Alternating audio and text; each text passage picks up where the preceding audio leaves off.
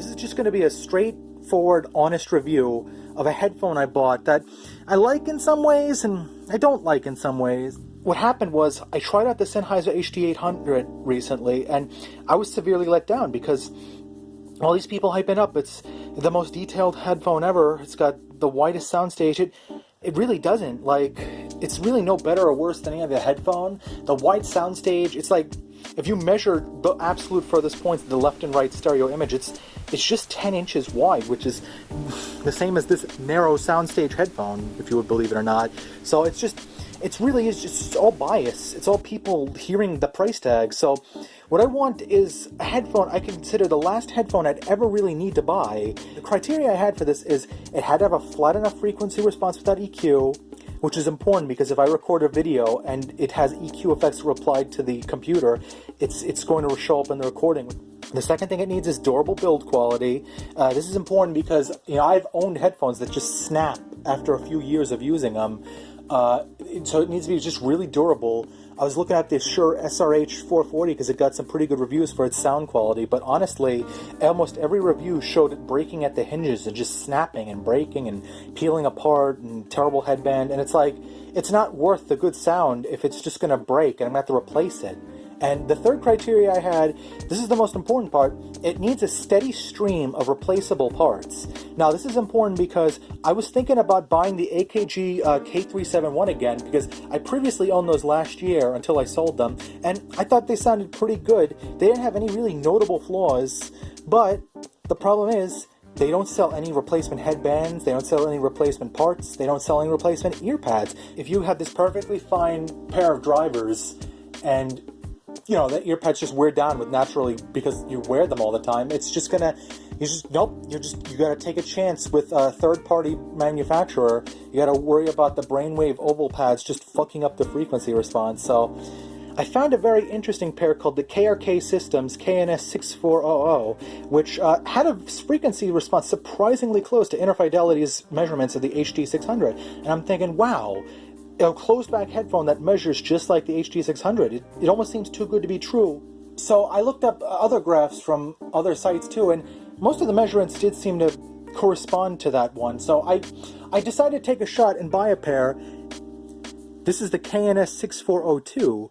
It's a headphone that actually came out this year, August of 2021, and nobody's been talking about it. It's really surprising, completely flew under everybody's radar. So I decided to take a chance with these. They were only $100, and if they sounded as good as they measured, I'd figured that'd be pretty cool. So about the KNS 6402, from what I can tell, it's more or less the same headphones as the original 6400. There was an 8402 reboot, and that actually did have a slightly different design on the outside. This just seems to recycle the same exact design.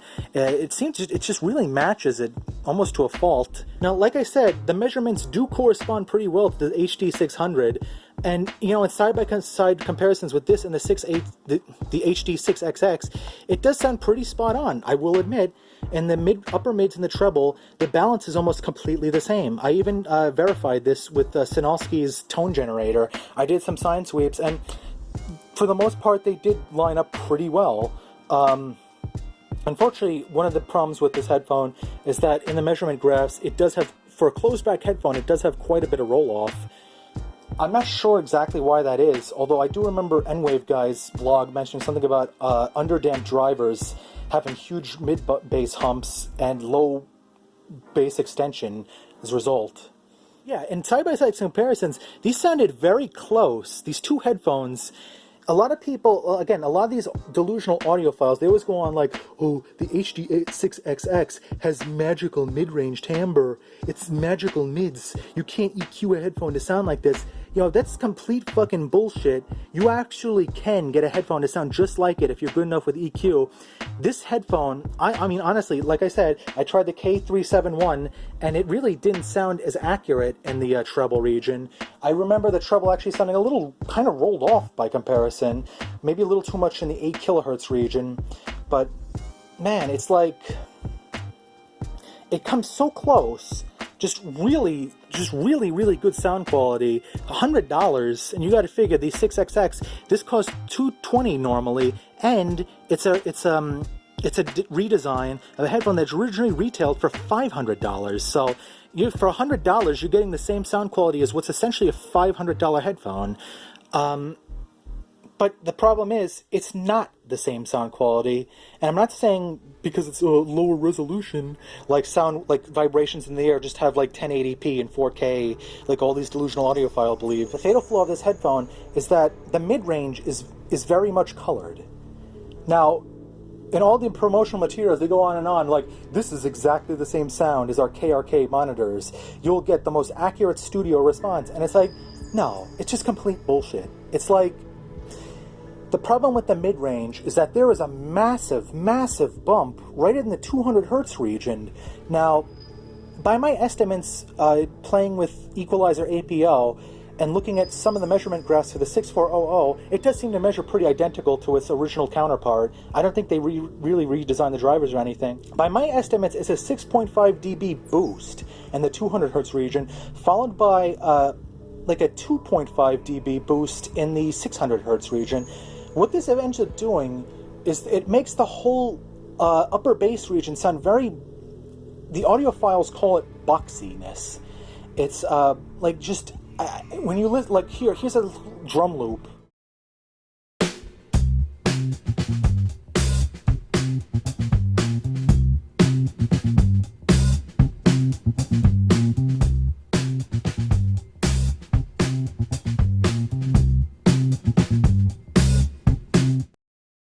And you can hear it, it makes it almost sort of muddy sounding, almost like a hollow plasticky sound to drums. With vocals, depending on how it was recorded, it actually does make them sound almost a little too, like, deep.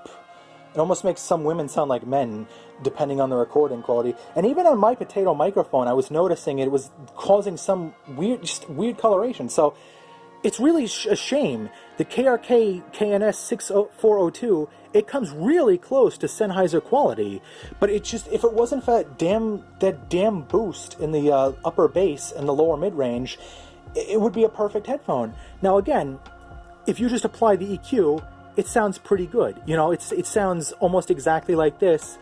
I mean, the Sennheiser series is known for a bit of a hump in the 200 hertz region too, but it doesn't really make the sound boxy.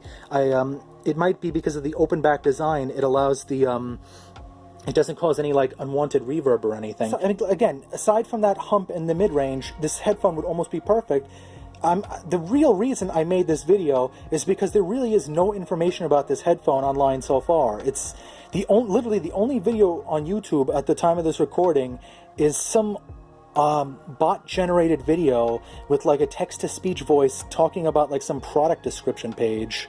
KRK announces new KNS 6402 and KNS 8402 headphones. So that's really unfortunate. They really put no money into marketing these headphones. It's a real shame. Like these, I mean, once you apply the EQ, they sound better than the M50X, better than the Sennheiser HD280 Pro, better than the DT770, better than the DT880, and even better than better than the AKG K371. The treble is so much more accurate than that pair of headphones. And it's like, it's just a real shame. What I'm going to end up doing is I'm going to end up returning these, getting my money back, and I'm just going to end up, even though it does have the bass roll-off, I am just going to end up keeping the 6XX as my endgame pair. If the pads ever wear down, I'm going to have to just replace them. That's one problem. The replacement pads on the Sennheisers are like $43, whereas the replacement pads on these, I think, were like $20 for a pair, like half the price. Now, the problem with these pleather is that it peels away very quickly, but, I mean, that doesn't really matter, because these wear down within, like, I mean, the last Sennheiser I tried, the pads wore down in just 8 months, so that really fucking sucks. Now that I've gotten the sound quality, though, I might as well talk about some of the other more subjective things. You might have noticed this is as far down as it goes. You've got some, like a metal strip followed by some plastic here for support.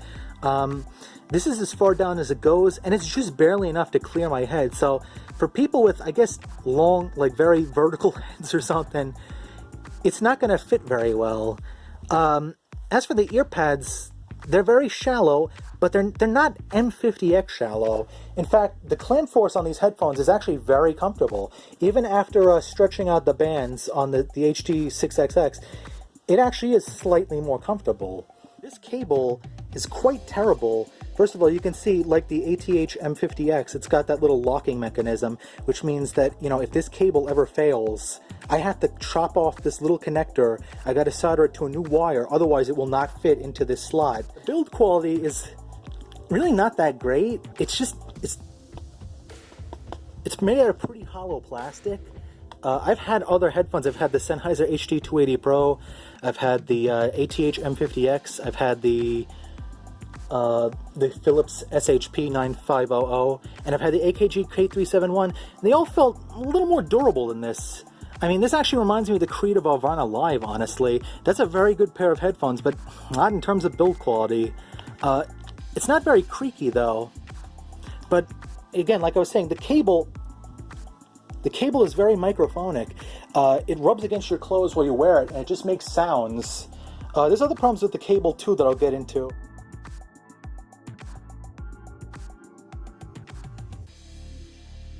I guess the subjectivists are like wondering how the resolution in the SOUNDSTAGE is, and I did take some measuring tape and I measured the stereo width. And from what I found, at the farthest points of the stereo range, it's a 9 inches as opposed to 10 inches on the HD600. So technically it is narrower SOUNDSTAGE. By my estimates, most on-ear headphones are 8 inches, like the KSC75. Most in-ear headphones are around 7.5 inches wide, and very deep fit, like Etymotic Research IEMs, are only 7 inches. So there's only really a 3-inch difference between the shortest and widest stereo widths. So again, I don't know what all these people talking about SOUNDSTAGE are talking about. It's like you can play like old Amiga game soundtracks. You can hear the widest points of the stereo range is going to be exactly the same on the 6XX as it is on the HD800 series. So I don't know. And as for resolution, it's like, just because this costs $100 doesn't mean it's going to sound like shit.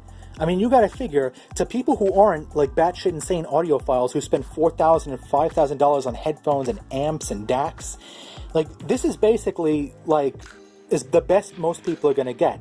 Now, there are, you know, the whole subjectivist argument is that it really doesn't matter what headphones sound like because people are going to hear things differently and everybody has their own favorite flavor. Now, I disagree with that. I think sound is a little more objective than people think.